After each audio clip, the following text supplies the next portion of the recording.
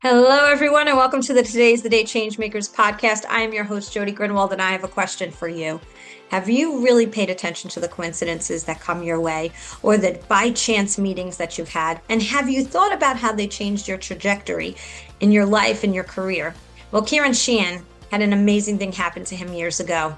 He met someone at a train station who gave him a phone number that changed his life incredibly. He has performed in over 1,000 performances as the Phantom in Phantom of the Opera. He is now touring with the Four Phantoms, and he has performed in such incredible locations, sharing his incredible talent. And he is also now a voice healer, utilizing his talent in other ways. He also has experienced some major challenges in his life. Abuse as a child from a trusted adult, and a near fatal car crash. Incredible challenges that came his way that he has been able to overcome. He shares his journey here on this podcast, and I'm forever grateful. And joined with us is my incredible co-host, Scott Chesney, the Commander in Change, phenomenal motivational speaker, and an incredible life coach. And I hope you'll take a listen to part one. And we will be finishing this the following week in part two, as this story is just incredible. What a journey Ciarán has had. I hope you will like us on Facebook and Instagram at Today is the Day Live It. And I hope you will also subscribe to the Today is the Day Changemakers YouTube channel. You can stream this on all streaming sites as well. And I look forward to sharing more of Ciarán's story. Hello, everyone, and welcome to another episode of the Today's the Day Changemakers podcast. I am your host, Jody Grinwald, and I say in every episode, I interview the changemakers, the inspirers, and those who are disrupting the status quo in the best way possible. And today I am super lucky because I have not only a co-host, but a co-host who's now appearing on here for the fourth time, we decided, right, Scott? Absolutely. 4 times. One Four more. times. Scott Chesney is known as the Commander in Change, and he said one more because he wants the Today is the Day Changemakers jacket, which is brand new. First one's going to Fred Wozniak. So Scott, hurry up, bring another guest on, and you'll get the jacket too. This might be the last one. I can't get any better than this, so we'll see. Oh no, I believe each Oh, one is individually unique, but pressure's Ciarán is on, Ciaran. amazing. Ciarán is amazing. And I also just want to say Scott is an unbelievable motivational speaker, life coach, exceptional at all that he does. Absolutely. Scott, just before we move forward, where do people find you? Oh, they can just go to my website, www.scottchesney.com, and all my social media handles are there as well. And I'm so excited for us to both welcome Ciarán Sheehan. Ciarán, welcome, welcome, welcome. Thanks so much, Jody. Thanks, Scott. So I'm just going to read a little bit of your bio. I'm going to miss a lot of it because we're going to have this conversation. And when I Please do. look, and when Scott sent me your bio, I was like, okay, this is the whole podcast if I say this whole thing. So we're not going to do that. So I'm just going to read a little bit of it. Yeah. Isn't it amazing what he can say about himself? I just think that's amazing that, okay, let's just go with it. We'll So see I where it shouldn't takes us. ask my usual question is like, how did it feel after I read that to you? Right. Because he knows it so well. Dublin born, Ciarán Sheehan is an acclaimed actor, singer, voice healer, and I can't wait to get to that part of it as well, whose performances have been said to warm the heart and touch the soul. There is an amazing quality to his voice, and his ability to capture an audience is nothing short of remarkable. Ciarán has many professional accomplishments to his credit, most notably playing the role of the Phantom in the Phantom of the Opera for over 1,000, I'll say that again, 1,000 performances on Broadway and in Toronto. But perhaps of more importance than his accomplishments is his sincere desire to use his incredible talents to inspire others to look within themselves to discover their own inner beauty. Which is so amazingly beautiful and wonderful. As a voice healer, Ciarán has taught with his friend, world-renowned spiritual medium James Van Praagh at the Omega Institute for Holistic Studies.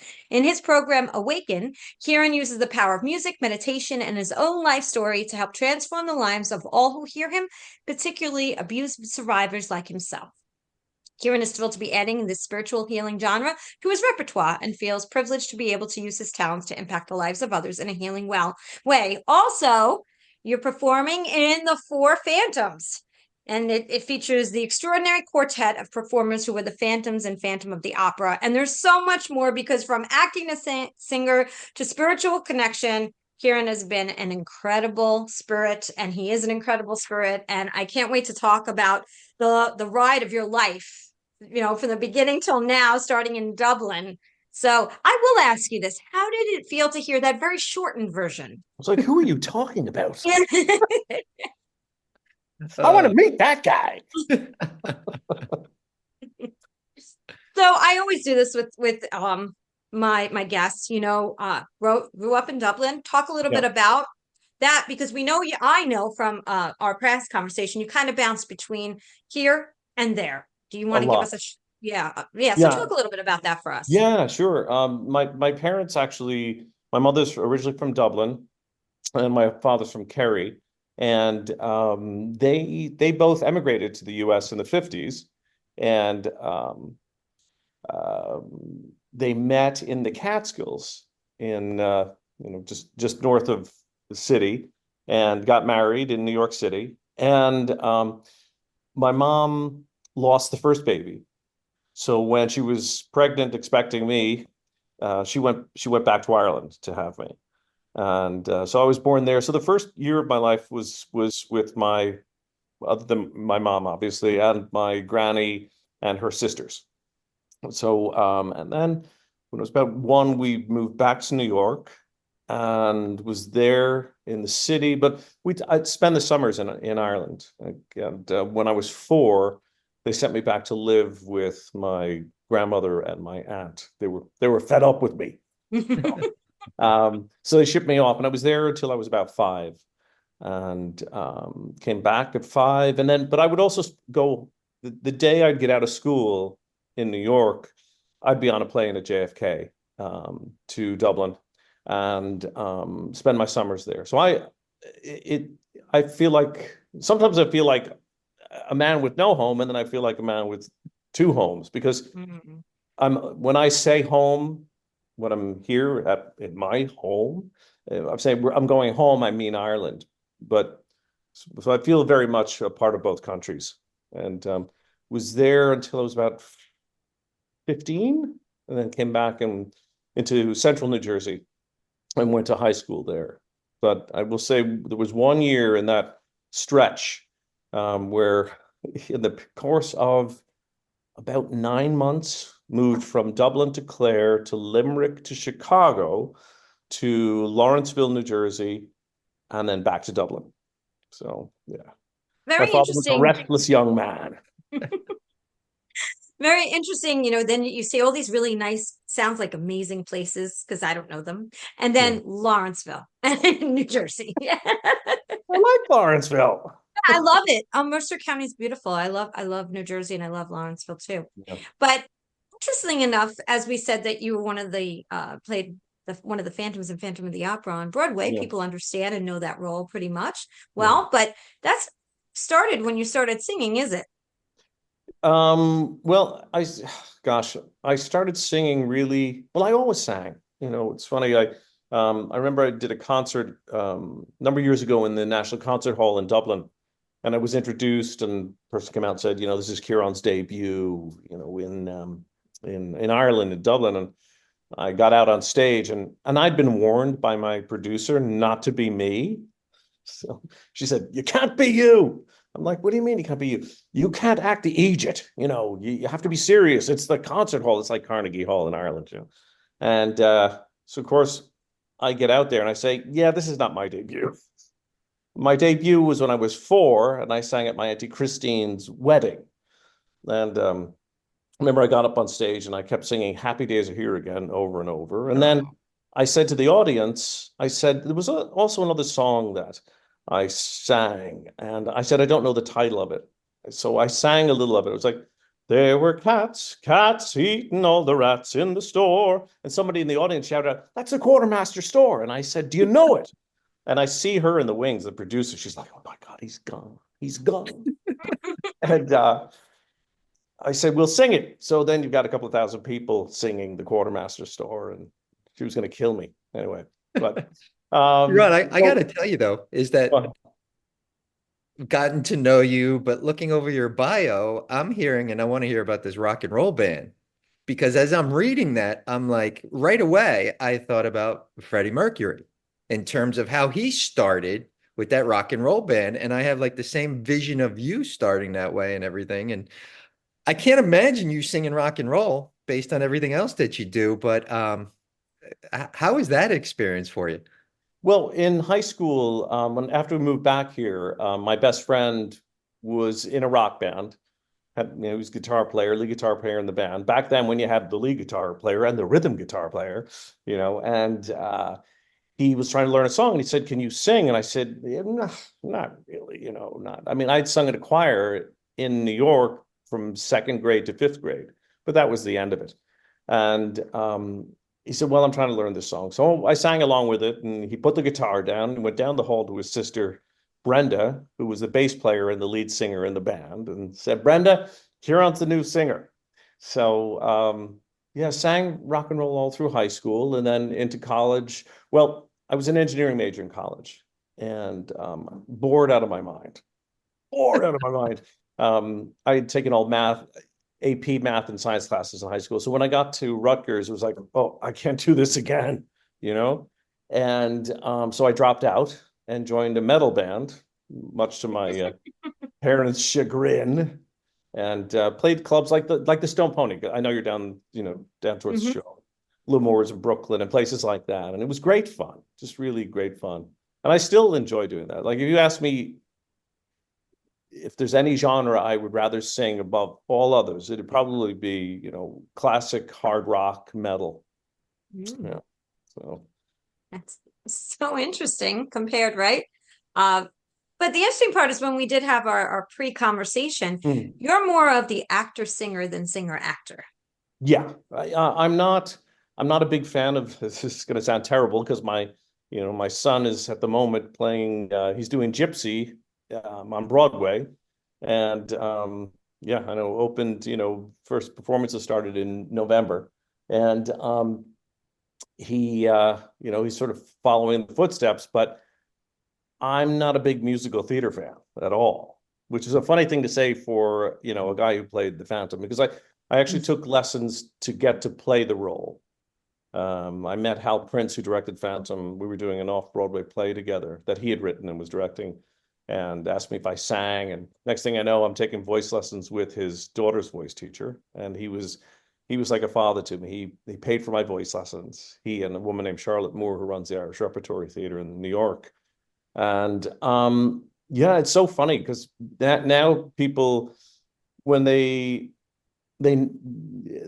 know me because as the guy who played the Phantom, or the guy who was in Les Mis, in New York, and they don't. So the assumption then is, oh well, he sings, pretty well, so he can't act. There's no way you can do both.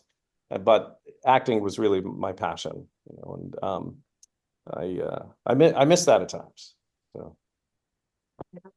So you had a lot of things, it seems, that have happened throughout the years that were these that were just unavoidable gifts that came your way. Yeah. Right. Do you want to speak to a little bit of some of those stories that you shared with me in our pre-conversation, in that, there, especially the one where you were on the train, right? You were on the train and you met. Yeah. So I would love for our listeners to hear, because I'm very big on sharing with the listeners around the world. And thank you to those who have downloaded and listened in 833 countries, cities, I should say, 833 cities around the globe. I'm sorry? That's fabulous. That's great. Thank you. Yeah. Thank you. Jody, wait a minute. Does that include Dublin? Yeah, Ireland is in there. Ireland, absolutely. And Dublin is in there. And it would be this I haven't heard the Irish accent yet, so I'm not sure if the whole Dublin, born there and everything is true. But we kind of know based on his accent now, because Jody, we're from New Jersey and he lives in New Jersey. Like, I don't think he's spending much time in Dublin these days. That's just me, though. Let's get back to the train. I'm sorry. Well, it's funny because the accent thing is part of that story. So I was in Union Square Station, in Manhattan at the 456 line. And I hear to my right, I hear this guy saying, "Does this train go to Grand Central Station?" Right. And I'm like, oh, he's from Dublin, but the conductor, who is also speaking English, It's probably from somewhere in the Caribbean. He's like, "Hey man, what'd you say, man? I don't understand." But, so they're both speaking English and not communicating at all. So I looked at him, and he looked. This is going to sound terrible, but he looked kind of like a homeless fella, And I thought, let me help this guy, and I grab him. I'm like, "Yes, this goes to Grand Central Station. Get on the train." And he's like, "Oh, thanks, man." So I said, "Where are you off to?" He said, I'm actually flying out of JFK tonight. I do a one-man Beckett show. I'm going to Germany, to Berlin to do it." I was like, "Wow, okay, my kind of guy." And he says, "What do you do yourself?" I said, "Well, I'm an actor as well." And he said, "How's it going for you?" I said, "It's going all right, I said I was doing, at that time, I was doing a lot of soaps, commercials, things like that. And I wanted to do just more plays. And he said, "You know the guys at the Irish Rep?" And I said, "No, but I keep getting messages." So here you are. People have said to me over the last few months, "Have you contacted the people at the Irish Rep? Have you contacted people at the Irish Rep?" And I thought, okay, I got to contact the people at the Irish Rep. And so he gave me a guy named Ciarán O'Reilly's phone number, and I wrote it down, and I called Ciarán, who was very polite, but clearly didn't want to hear from anybody, And he's like, I said, "Listen, Chris O'Neill," who coincidentally, when we were talking about his acting on the train, it turned out that he had been on this incredibly successful show in Ireland called The Reardons. It was like Dallas over here. It was like no one missed The Reardons. And he played Gabriel Byrne's brother, Benji Reardon. And I was like, "Wow, pretty amazing." So anyway, I called Ciarán, and he was polite enough. And I said, "What do he said, "Have you seen Making History?" Brian Friel play that they were doing on 42nd Street. And I said, "No." He said, "Well, why don't you come see the show?" And I think he was just trying to be nice and get rid of me. So went to see the show, met Ciarán and Charlotte, who run the Rep, and went out for a jar after with them across the street. And I said, "When are you closing that?" And he said, "Sunday." I said, "Do you need help?" He said, "That'd be great." So I said, "I'll see you on Sunday. What time are you? 5 o'clock. I'll be here." And then they were doing a show with the fabulous actor, Milo O'Shea, who he played the judge in The Verdict with Paul Newman, and the nicest man. And he played such, he was a terror in that movie. And they were doing a show at the Public Theater, and I said, "You need help?"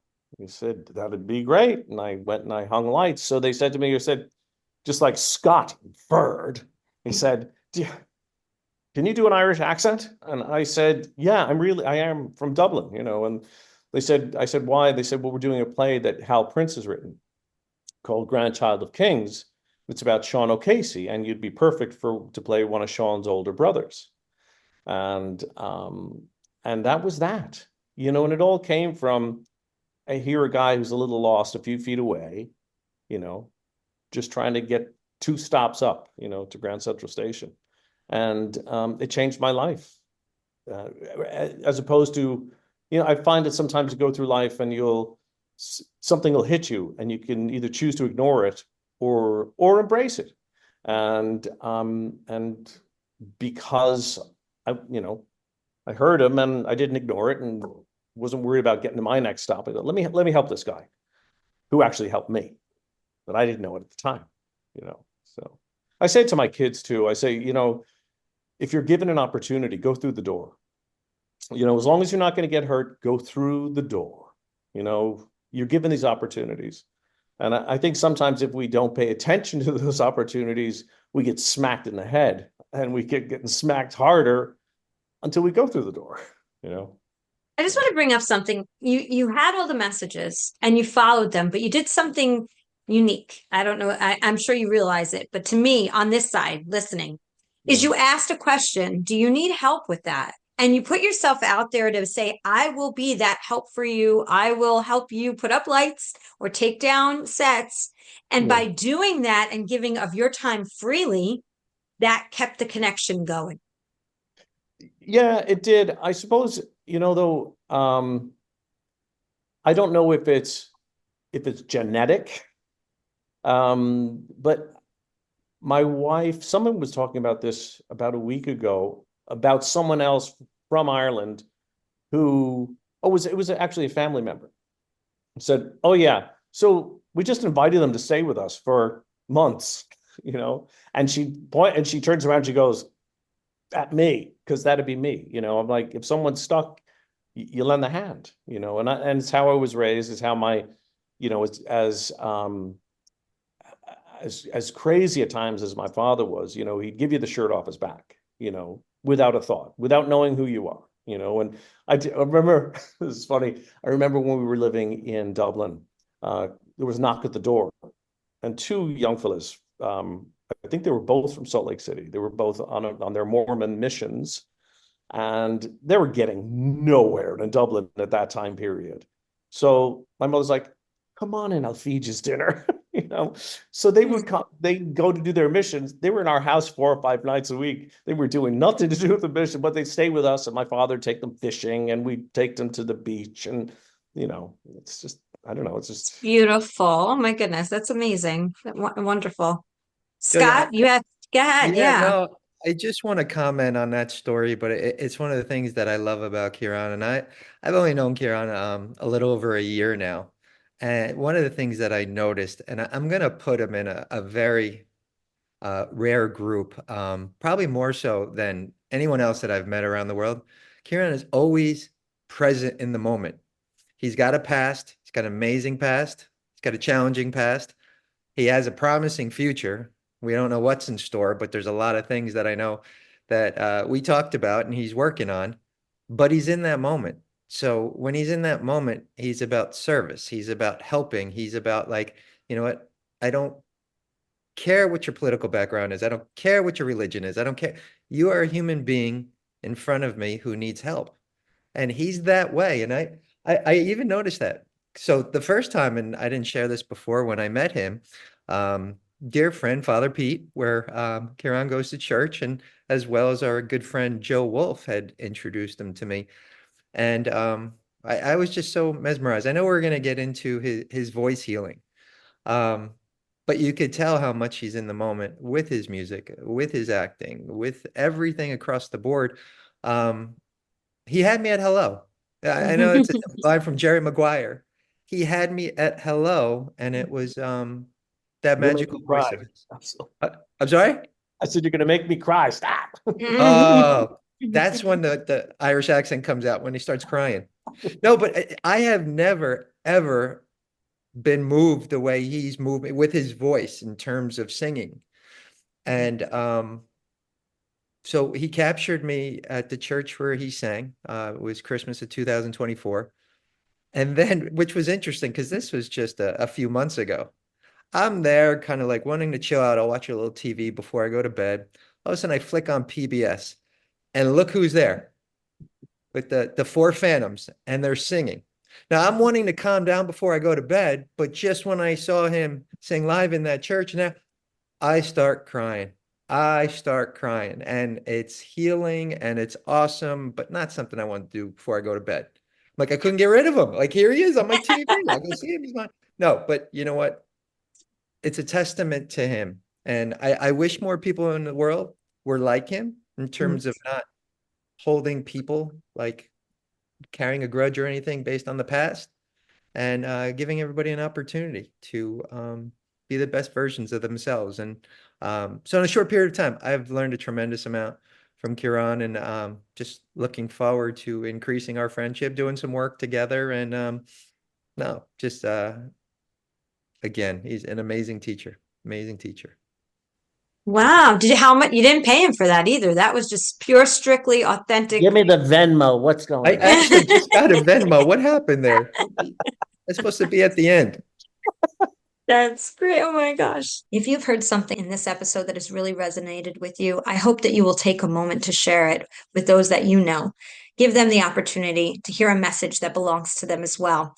You can follow us on Facebook and Instagram at Today is the Day Live It. And don't forget, subscribe to our Today's the Day Changemakers YouTube channel to be notified when new episodes come out, new stories are shared, new nuggets of information can really truly have an impact in all of our lives. That's why I love sharing these kinds of stories, changemaker stories, people who are doing incredible things in their corner in the world and beyond, and sharing their lessons learned as they continue to move through life. And don't forget, you could stream this on all streaming platforms. Well, I bet you there are going to be people listening to this saying, okay, so he Dublin, then he was a rock star for a little bit from school, and then he met this incredible guy on the train. But then they're going to want to know, so how did you become the Phantom? So, it's funny. I was doing this play called Grandchild of the Kings with Hal Prince, and um, he well, what happened actually was the night before the first reading, I got a phone call from Ciaran O'Reilly who said that Hal wanted a song to start the reading, and he said it's really important to Hal that this particular song starts the reading, and so then I thought, okay, this is a big deal. And he said, can you sing? Because none of the rest of us can sing. And I said, yeah, I mean, I sang as a kid and I used to sing in a rock band, but it's been years since I've done that. And I said, but yeah, I'll give it a go. Sure.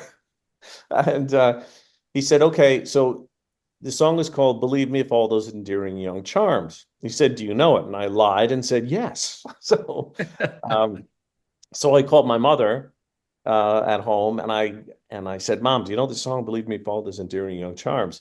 Now, everyone, not everyone, but a lot of people who will be watching this will not know that they actually do know Believe Me, If All Those Endearing Young Charms, because it's a very famous Bugs Bunny episode where he plays the piano. Dun, dun, dun, dun, dun, dun, dun, dun, dun, plays the wrong note.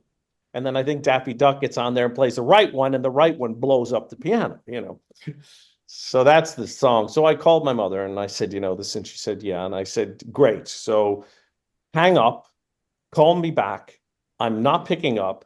Sing the bloody song on the answering machine, which she did.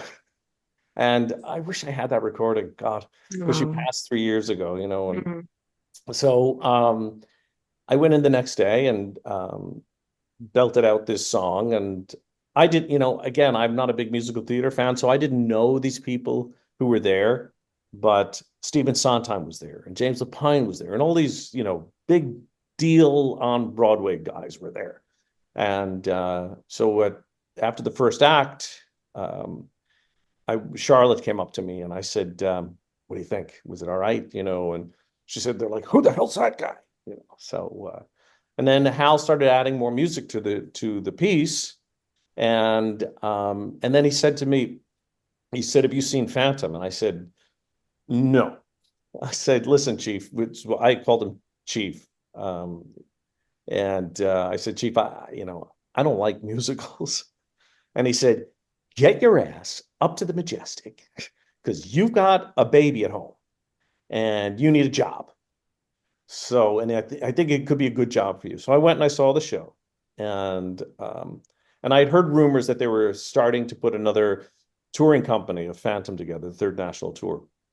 So I saw the show and I thought, I got to play that guy. That guy's a mess. I know that guy.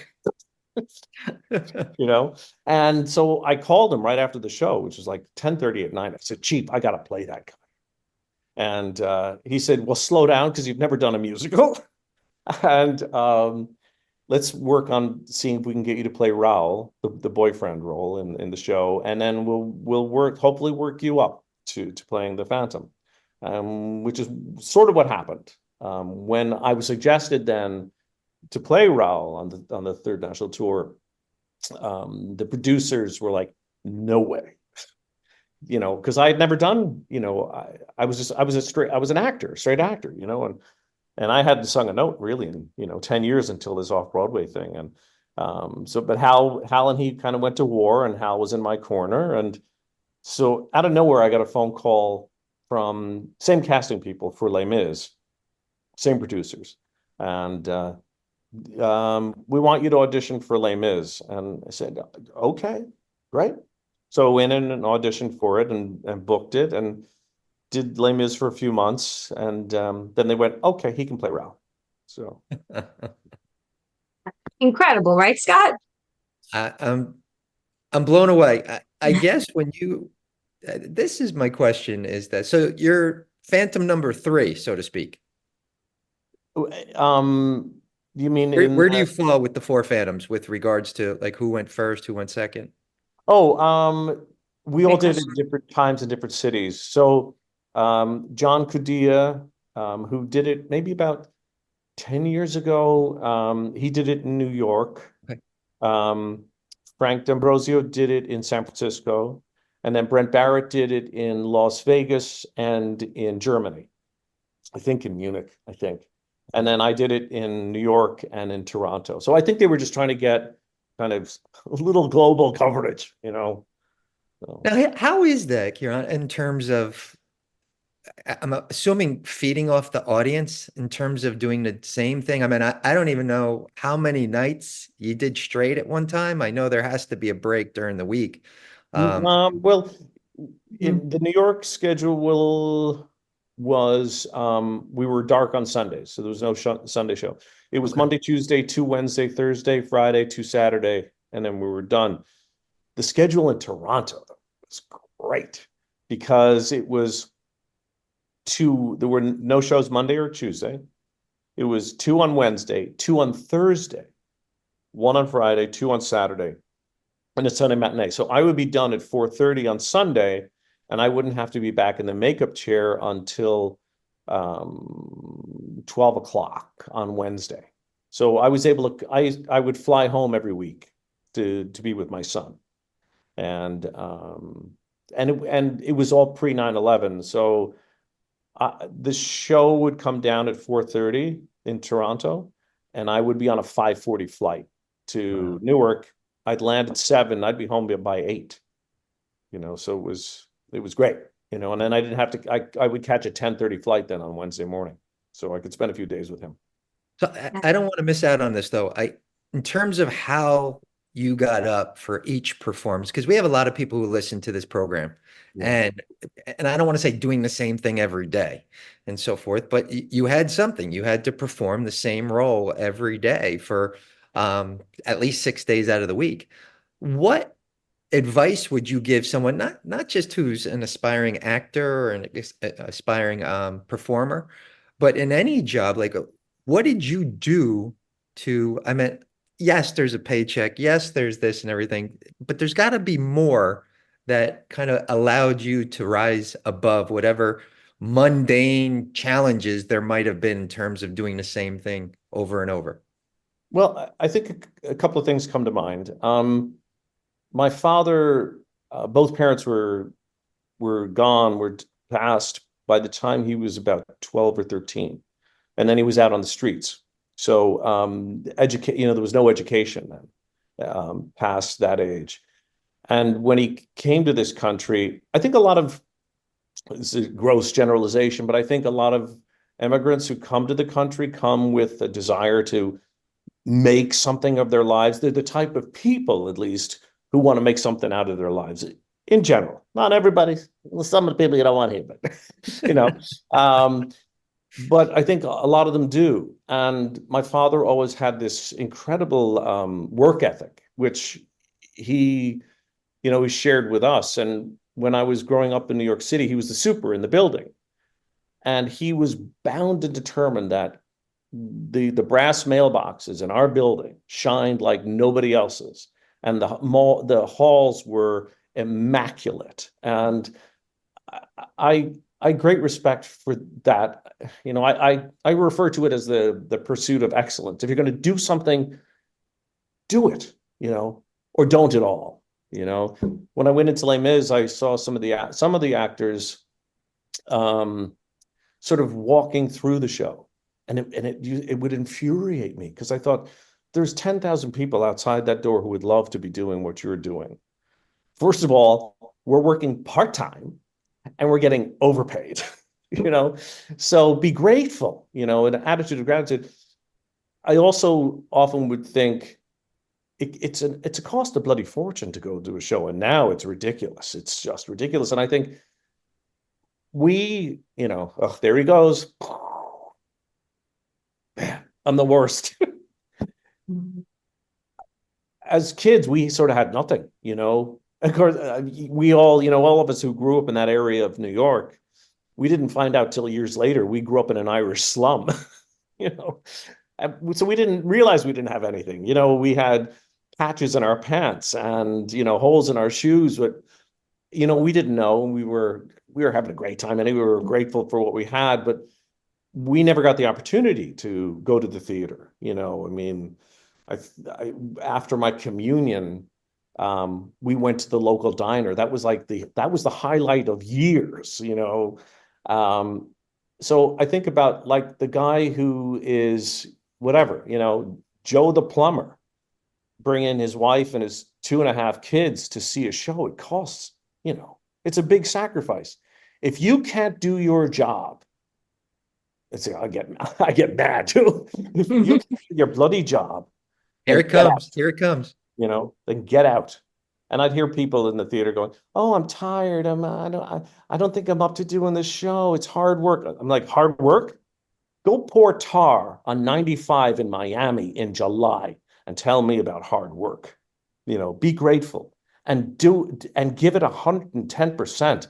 I'm not going to name the person because it'd be unfair, but I saw an interview with a young lady who I won't even say what show it was, but she was playing the lead female role in a show on Broadway rather successfully up until a few years ago.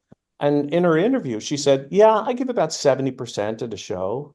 And I was like, wow.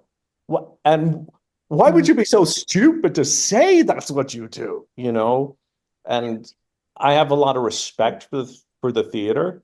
When I went to the closing of Phantom, I won't say who it was, but one of the performers at the end of one of their numbers took a bow in the show, not at the end of the show, in the show, and my wife is sitting next to me, and I won't use all the language I used, but I was like, "Not in my bleeping church," So yeah, I always felt like give it 100%, and it's more fun as an actor.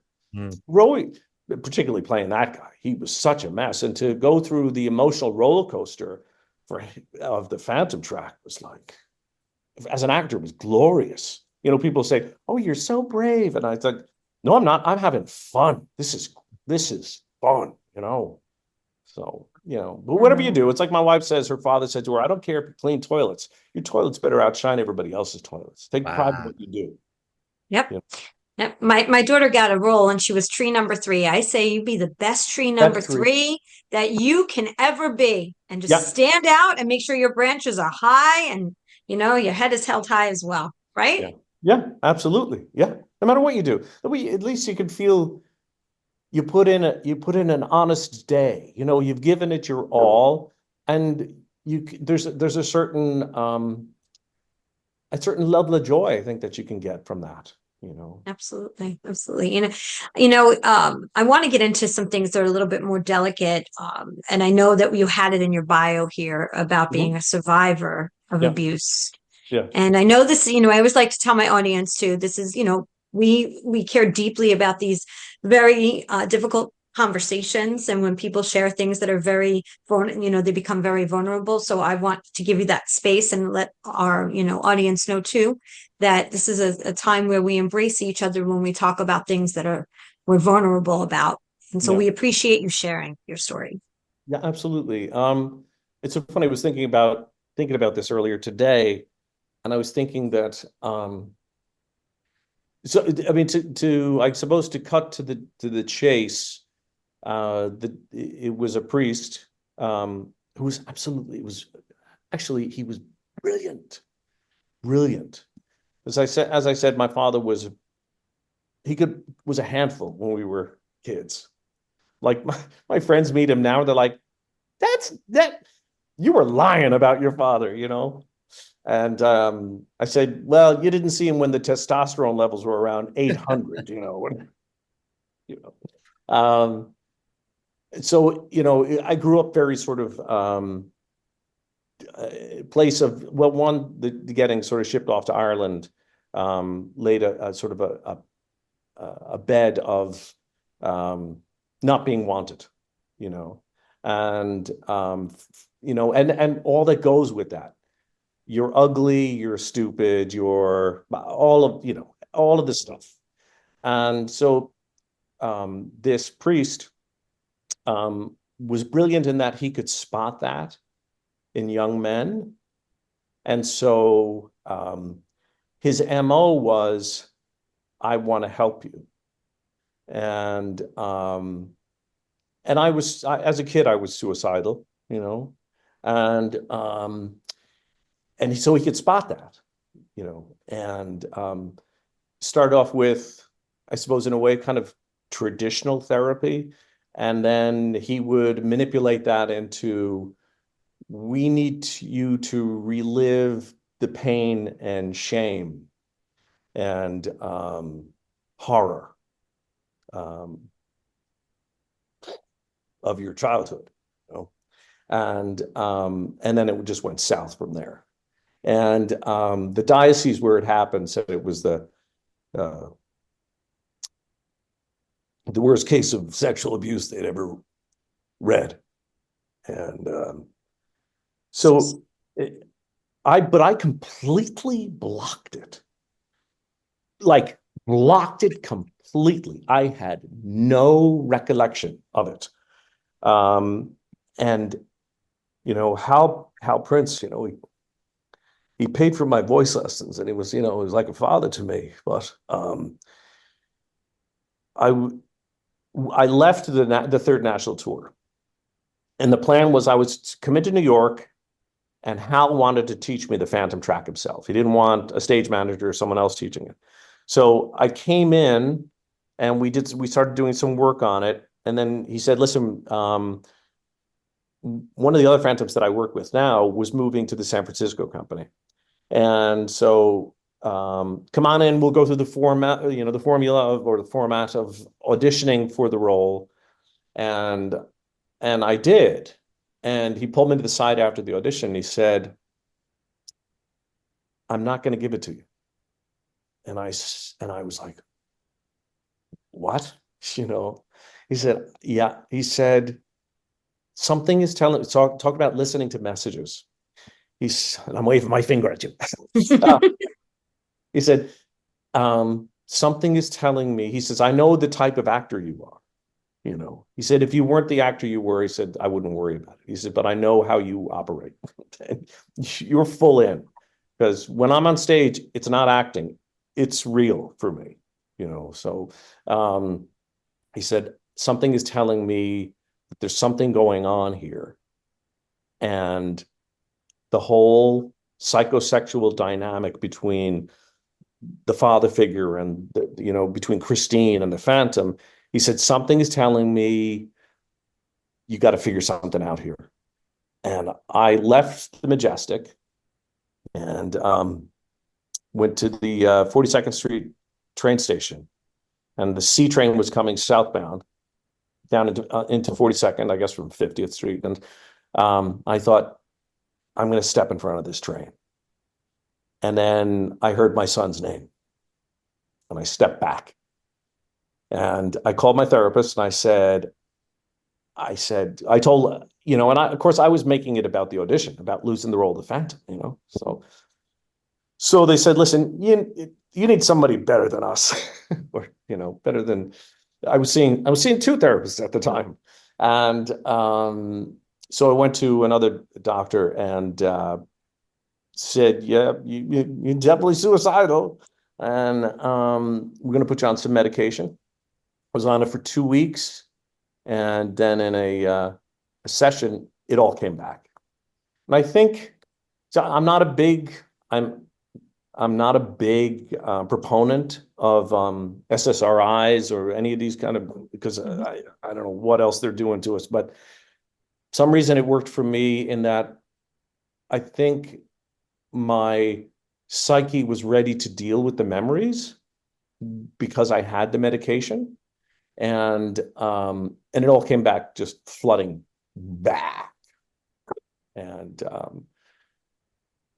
you know, it was a horror show, and it took a long time. Like even when so I called Hal and I told him what was going on, and he was really glad that I had, figured out what was underneath the surface that I could start to deal with. And that fall, when the Phantoms in New York took a leave of absence, and Hal said, "Do you want to go on?" And I said, "Absolutely." And then he called the producer in Canada and said, because Colin Wilkinson, the original Jean Valjean, was leaving the show, and they had a guy come fill in who had done the show in England for a bit to fill in until they found someone. And Hal called this guy, Garth Drabinsky, in Toronto and said, "Before you hire anyone, you need to come down and see Ciaran in the role." And I did. And so I'd say probably for the next, 3-4 years, maybe, I couldn't walk by a church without feeling I was going to vomit.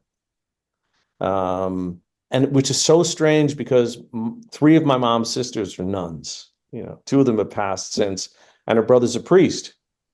And it's been a long journey. But what I realized was, and I didn't realize how much of it I was carrying, because I got myself into a really nasty car accident where I left my body.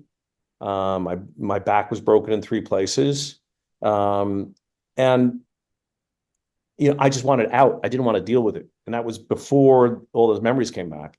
And I finally got to the place where I thought, I need to forgive him. Thank you so much for listening to part 1 of this incredible conversation with Ciarán Sheehan, who appeared in 1,000 productions as Phantom in Phantom of the Opera on Broadway. He's performed, as we said, in Carnegie Hall and so many other places, and has done such incredible work in sharing his talent. Coincidences have really impacted his life, and he paid attention to those little signs that he was receiving that became really big opportunities. And thank you so much to Scott Chesney for introducing me to Ciarán and for being an incredible change maker himself. He is a life coach, the commander in change, a phenomenal motivational speaker. If you like what you're hearing, and if this has given you some insight into yourself and your own world, share it, please. Share it with your sphere of influence. Share it on social media. Let people know about this podcast. You can like us on Facebook and Instagram at Today is the Day Live It. And you can also subscribe to the Today's the Day Changemakers YouTube channel. We love getting reviews and we love hearing your feedback. So we look forward to that. And remember, today is the day you can't go back to yesterday. So what steps are you taking today to get closer to your goals? I hope to see you next week. Have a great week, everyone.